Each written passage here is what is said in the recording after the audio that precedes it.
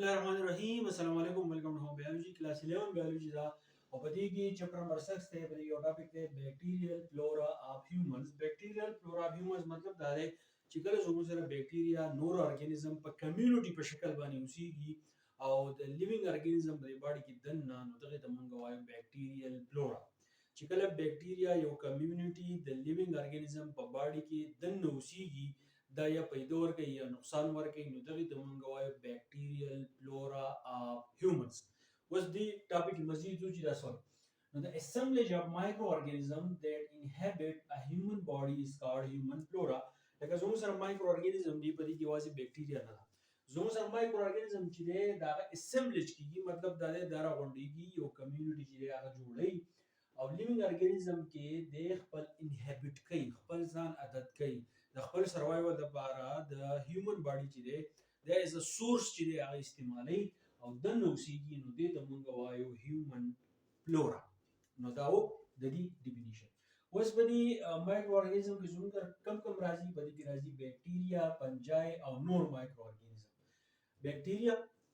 تاسو ته پته ده تاسو په ډایجسټیو سیستم کې چې دی دا ویلي دا غني او د فنجای په باره کې تاسو ویلي چې فنجای په لیوینګ ارګانیزم باندې چې څنګه اٹیک کوي او هیومن باډي کې چې کم ډیزیز چې دی هغه لګي او دا غني علاوه د دې دوه نه زموږ سره نور مایکرو ارګانیزم چې دي هغه زموږ سره کېدای شي. اوس بس چې sometimes their task is very useful بعضې نه وخت کې د بیکټیریا د کم ټاسک چې دی دا ډېر زیات اهم دی ځکه چې زموږ په باډي کې بیکټیریا سیچل کوي موږ چې کوم خوراک خورو د خوراک سره سیچل کوي موږ چې کله خوراک په دې خوله کې کیږدو نو په دې خوله کې د دې نوړې خوراک نه مخکې سیچل کیږي زموږ د خوله کې چې کوم لاړې دي یا زموږ سره انټسټاین دي په دې کې د بیکټیریا رول چې دی هغه سره ځکه وایي چې sometimes their task is very useful some produces very bad effects خو څه پکې داسې چې د هغې افیکټ چې دی هغه ډېر زیات خطرناک وي ځکه چې کله تاسو څخه بوس کوئ یا بیکټیریا باندې تاسو الټه عمل په تاسو بدن کې چې دی وکړي نو کوم بیماریانې چې دی هغه بیا په تاسو باندې لګوي لکه زه به ووایم چې د ټي بي یو مرض دی 6 میاشتې د هغې علاج دی او د ټي بي چې کوم بیکټیریا دی چې کله ستاسو بدن ته لاړ شي نو ستاسو د بدن سره چې دی هغه چل کوي نو ځکه موږ وایو چې some produces very bad effects. ٹھیک شو خو اوس موږ په دې کې پیدې وایو چې د دې نارمل فلورا پیدې څه دي. نارمل فلورا مطلب دا دی چې کله زموږ سره مایکرو ارګانیزم یو کمیونټي ده د انسان په بدن کې ده په نارمل حالت کې ده او پیتوجینیک کنډیشن کې چې دا نه ده مطلب د بیماری نه لګي نارمل حالت دي نو دې پیدې چې دي هغه څه دي. No, normal flora synthesize vitamins for themselves but absorbed by humans as nutrients. دغه فلورا دا چل کوي دغه مایکرو ارګانیزم چې د خپل سروایول لپاره د ویټامینز پیدا کوي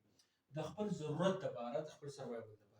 خو دغه ویټامینز چې د خپل ضرورت دي پوره کوي نو دا ویټامینز بیا د انسان په بدن کې as a nutrient چې دی هغه جذب کیږي او موږ چې دی هغه استعمالو تاسو ته په ویټامین چې د اثر پر استعمالي کې نظر تیزول لپاره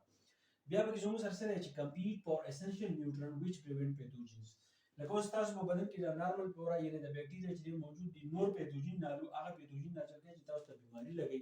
دا پیتوجین به دا چې نیوټرنټس چې هغه براکاږي خو دا نارمل فلورا دا چې لوګي چې د دې نیوټرنټس په سر باندې د دوی سره جنګ کوي نو دا نیوټرنټس چې د دوی وایي نو پیتوجین چې هغه اسی پاتې شي نو تاسو ته بیماری نه شي بچ شي. kill and inhibit non-indigenous bacteria داسې بیکټیریا چې د هغې ستاسو په جسم کې کار نه وي